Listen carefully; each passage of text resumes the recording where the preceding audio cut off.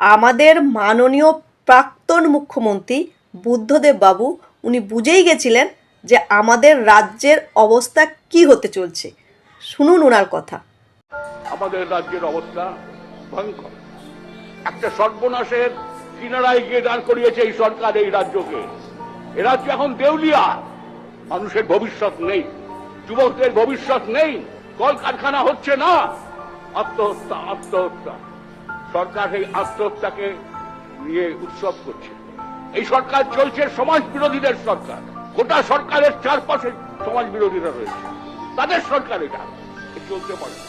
তাই আমাদের আওয়াজ, তৃণমূল হটাও, বাংলা বাঁচাও। দেখেছেন তো মুখ্যমন্ত্রী কাকে বলে?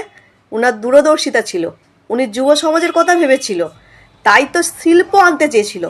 আর চোরের রানী ডাকাত রানী শিল্প দাঁড়িয়ে দিয়েছে, দিয়ে এখন যুব সমাজকে রাস্তায় নামিয়ে দিয়েছে।